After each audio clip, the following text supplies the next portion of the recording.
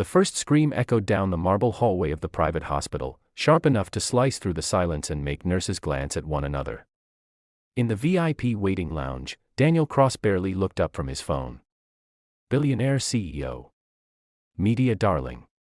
A man who believed pain was an excuse invented by the weak.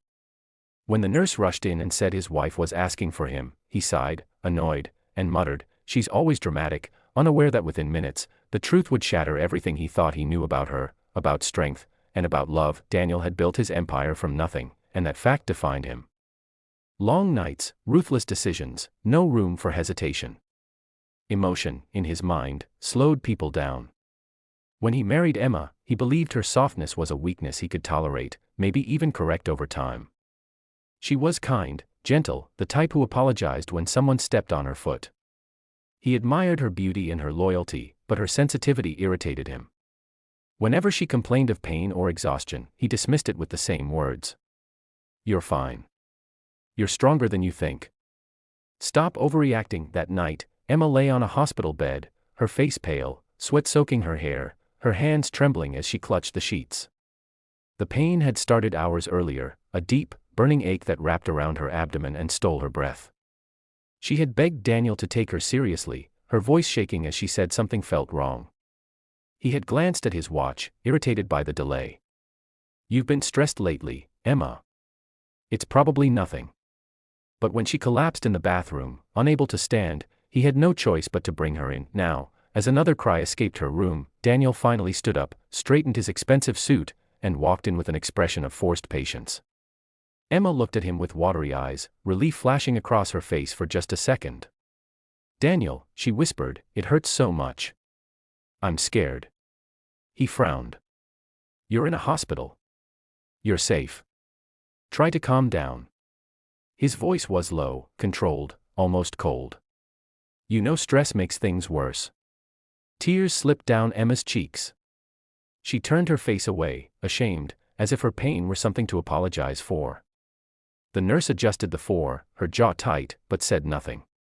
Daniel stood there, arms crossed, waiting for the doctor to arrive, convinced this was another unnecessary scare. When Dr. Harris entered, his expression was serious, focused. He asked Emma questions, listened to her labored breathing, pressed gently against her abdomen. Emma cried out, her body arching in pain. Daniel rolled his eyes, barely noticeable, but the doctor saw it. "Mr. Cross," Dr. Harris said calmly, "I need you to wait outside for a moment." Daniel hesitated, offended, but stepped into the hallway. He paced, checking emails, answering calls, his mind already shifting back to work.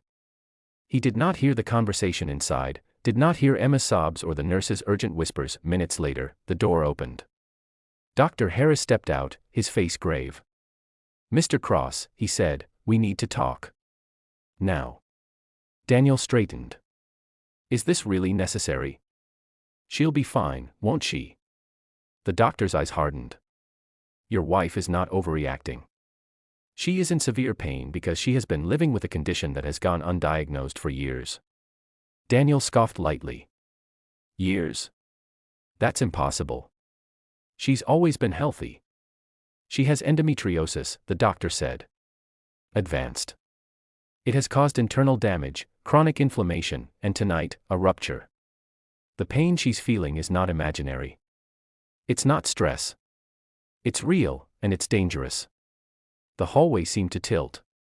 Daniel opened his mouth, then closed it. "She never mentioned anything like that." "She mentioned pain," the doctor replied quietly. "Repeatedly. And it appears she wasn't believed." The words hit harder than any accusation. Daniel felt a strange pressure in his chest. Is she going to be okay?" "She needs surgery," Dr. Harris said. "Immediately. And after that, long-term treatment.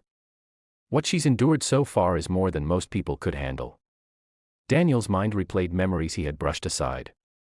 Emma curled up on the couch, apologizing for canceling dinner. Emma forcing a smile at events while gripping his arm too tightly. Emma waking up at night, shaking, whispering that something hurt. He had laughed it off. Told her to toughen up. Told her pain was temporary. Now the truth stood in front of him, undeniable and unforgiving. The surgery took hours. Daniel sat alone in the waiting room, his phone untouched for the first time in years. Every second stretched endlessly. He realized he had never truly listened to Emma, never tried to understand her world beyond his own expectations. He had loved her in his own way, but love without empathy was hollow. When Dr. Harris finally returned, exhaustion lined his face. "The surgery was successful," he said. "She's stable." Daniel exhaled shakily, his knees almost giving out. "Can I see her?" Emma was asleep when he entered the recovery room, her face still pale but peaceful. Tubes and monitors surrounded her, a silent reminder of how close he had come to losing her. Daniel sat beside her, taking her hand carefully, as if afraid she might break. "I'm sorry," he whispered, his voice cracking. "I should have believed you. I should have protected you." Tears slipped down his face, unrestrained, unfamiliar. For the first time in his life, he felt small. Recovery was not easy. Emma woke up groggy, confused, her body aching in new ways. When Daniel explained what had happened, she listened quietly, her eyes filled with a mixture of relief and sadness. "I told you it hurt," she said softly, not accusing, "just tired." "I know," he replied, his voice heavy. "And I was wrong." The weeks that followed changed everything. Daniel rearranged his schedule, canceled meetings, ignored calls. He learned how to help her walk again, how to prepare her medication, how to sit with her during sleepless nights. He listened when she talked about her pain, about how lonely it felt to suffer silently. He learned that strength was not about enduring without complaint, but about being heard and supported. There were setbacks.